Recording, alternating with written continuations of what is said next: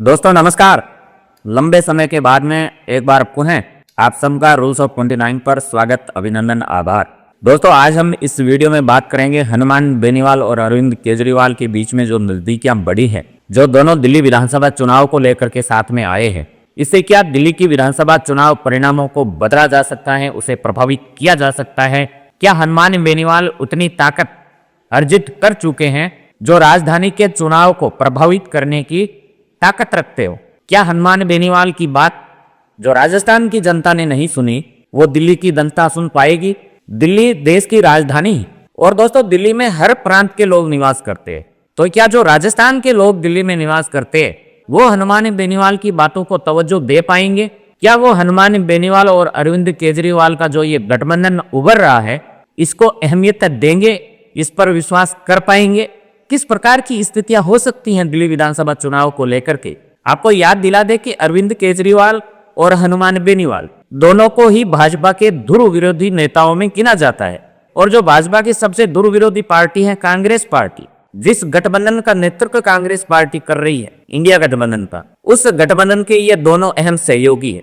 और अगर दिल्ली विधानसभा चुनाव की हम बात करें तो ये दोनों ही सहयोगी भारतीय जनता पार्टी के साथ साथ कांग्रेस के नेताओं को भी आड़े हाथ ले रहे हैं। देश में जो जिस प्रकार की स्थितियां निकल करके सामने आ रही है उनके पीछे ये जिम्मेवार भाजपा के साथ साथ कांग्रेस पार्टी को भी मानते, यानी दोनों कांग्रेस के सहयोगी हैं।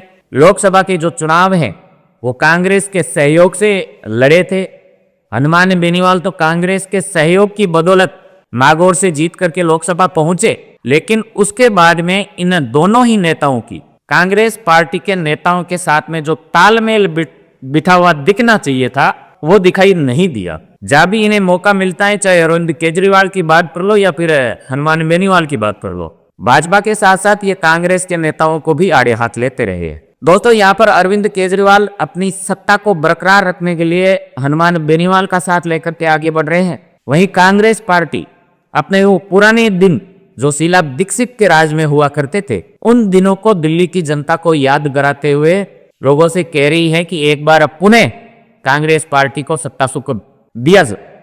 वहीं अगर भारतीय जनता पार्टी की बात करें तो इनकी बेचैनी सबसे अलग है। जिस दिल्ली से पूरे देश पर राज किया जा रहा है, पिछले 10 सालों से राज किया जा रहा है, उस दिल्ली पर इनका राज नहीं है ना? अपने आप में बड़ी विचित्र वाली बात। पिछले 10 सालों में जब से मोदी आए हैं उसके बाद में तमाम तरह के दावे वादे क्या क्या हमने नहीं सुने, लेकिन दिल्ली की जनता भाजपा के दावों वादों में कभी आई नहीं। अन्ना हजारे आंदोलन के बाद में जैसे ही आम आदमी पार्टी अस्तित्व में आई, लगातार दिल्ली की सत्ता को लीड कर रही है। अरविंद केजरीवाल लगातार दिल्ली के मुख्यमंत्री रहे। अब क्योंकि बहुत सारे आरोप अरविंद केजरीवाल पर लगे हैं, अरविंद केजरीवाल की पार्टी पर लगे हैं और पार्टी से जुड़े हुए बड़े नेताओं पर लगे हैं, बड़े नेताओं ने अरविंद केजरीवाल सहित मनीष सिसोदिया सहित जेल की यात्रा करके आ चुके हैं। कई बड़े नेता जमानत पर हैं। भाजपा ने बहुत बड़े आरोप इन पर लगाए और उन आरोपों का जवाब अरविंद केजरीवाल हनुमान बेनीवाल को साथ लेकर के देना चाहते।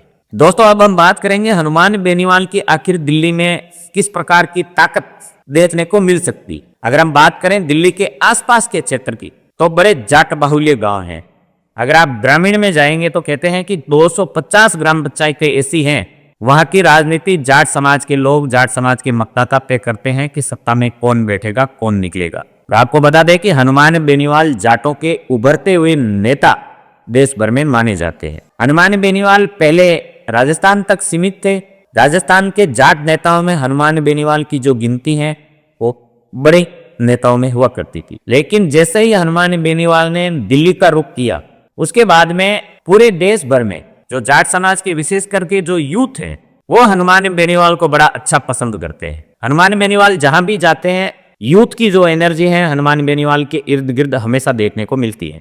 और इस बात को अरविंद केजरीवाल भली भांति जानते हैं कि हनुमान बेनीवाल के बात करने का तरीका, राजनीति करने का तरीका, आरोप लगाने का जो तरीका है वो कहीं ना कहीं मतदाताओं को प्रभावित करता है। भले वो राजस्थान में उतना इफेक्ट नहीं छोड़ पाए, लेकिन केजरीवाल को लगता है कि हनुमान बेनीवाल शायद दिल्ली में एक बड़े मददगार साबित हो सकते हैं। और जो राजनीति को लेकर के विश्लेषण करने वाले लोग हैं उनका भी लगभग यही मानना है कि एक तो राजस्थान से लगती हुई सीमाएं हैं दिल्ली के विधानसभा क्षेत्रों की, और दूसरी बात कि राजस्थान के बहुत सारे लोग दिल्ली में निवास करते हैं, दिल्ली के मतदाता हैं जो मूल रूप से राजस्थान के, और उनमें जाट समाज की जो संख्या है वो भी बहुत ज्यादा है।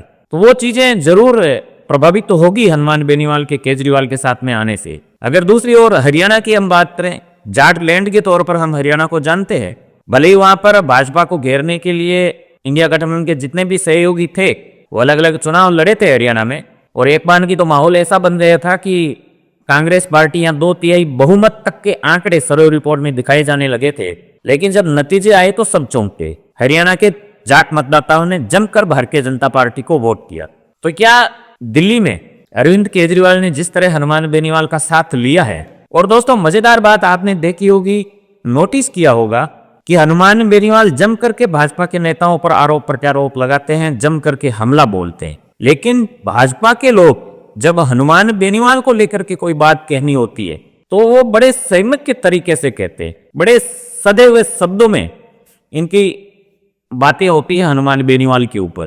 तो कहीं ना कहीं भाजपा को भी अंदर ही अंदर ये डर है कि एक तो अरविंद केजरीवाल अपने आप में दिल्ली में बहुत बड़ी ताकत है, जिस तरह की योजनाएं अरविंद केजरीवाल की सरकार ने दिल्ली में चलाई है, चाहे वो शिक्षा के क्षेत्र में जिस तरह का कार्य अरविंद केजरीवाल का रहा है, स्वास्थ्य के क्षेत्र में जिस तरह का कार्य अरविंद केजरीवाल का रहा है, तो कहीं ना कहीं आम जो दिल्ली की जनता है उसको प्रभावित करने वाला रहा है। तो भाजपा के लिए एक तो सबसे बड़ी चुनौती है कि अरविंद केजरीवाल को दिल्ली में लगातार सरकार चलाने से कैसे रोका जाए, कैसे दिल्ली की जनता को भाजपा के साथ में मिलाया जाए, क्योंकि कहीं ना कहीं भाजपा के नेताओं के दिलों में ये बेचैनी है, चाहे आप मोदी की बात कर लो या बाकी नेताओं की बात कर लो, कि आप जिस दिल्ली में बैठ करके देश भर में राज कर रहे हैं उस दिल्ली की जनता आपको राज की चाबी नहीं सौंप रही है। तो ये टीस है भाजपा के नेताओं में, वो कहीं ना कहीं इन्हें बेचैन किए हुए हैं। अब उस टीस को और कितना मजबूत हनुमान बेनीवाल कर सकते हैं, ये आने वाले दिनों में हम सब जान पाएंगे। किस तरह से हनुमान बेनीवाल अरविंद केजरीवाल के साथ में दिल्ली के चुनाव प्रचार को आगे बढ़ाते हैं, किस तरह से दिल्ली की जनता हनुमान बेनीवाल की बातों पर यकीन करती है। क्या अरविंद केजरीवाल पर जो आरोप लगे हैं उन आरोपों के तहत अरविंद केजरीवाल को तिहाड़ की यात्रा तक करके आनी पड़ी है, क्या उन आरोपों की क्लीन चिट दिल्ली की जनता एक बार फिर से अरविंद केजरीवाल को चुनाव जीता करके देने वाली है, या फिर जो भाजपा आरोप लगा रही है कि अरविंद केजरीवाल और उनकी पार्टी के नेताओं ने बड़ा भ्रष्टाचार दिल्ली में किया है, उस बात को प्रमाणित करने वाली है। और जो सबसे ज्यादा तीखी नजर राजनीति का जो विश्लेषण करने वाले लोग हैं, राजनीतिज्ञ, उनकी रहेगी, वो इस बात पर रहेगी कि जो जाट बहुल्य विधानसभा क्षेत्र हैं उन क्षेत्रों में अरविंद केजरीवाल किस तरह का प्रदर्शन कर पाते हैं, क्या पिछले चुनाव से बेहतर कर पाते हैं। क्योंकि हनुमान बेनीवाल के साथ आ जाने की वजह से जाट मतदाताओं को लेकर के लगातार बातें हो रही कि क्या हनुमान बेनीवाल अपने आप को उस लेवल तक ले गए हैं जिस लेवल पर जाने के बाद में अपनी जाति के मतदाताओं को प्रभावित कर सके।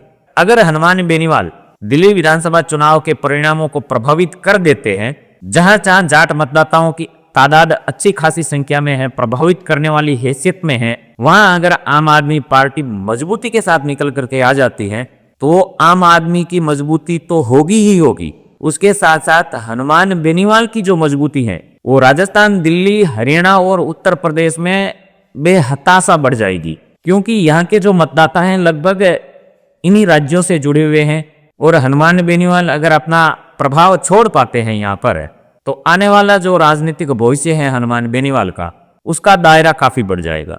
दोस्तों, वीडियो में दी गई जानकारी आपको कैसी लग रही है कमेंट के माध्यम से जरूर बताइएगा। और जाते जाते एक बार आप सबसे निवेदन यह भी करूंगा कि अब तक आपने हमारे चैनल को सब्सक्राइब नहीं किया है तो प्लीज चैनल को सब्सक्राइब करिएगा। आपने अपना कीमती समय दिया, उसके लिए बहुत बहुत आभार। अपना व अपनों का ख्याल रखते हुए हमसे जुड़े रहिएगा। धन्यवाद।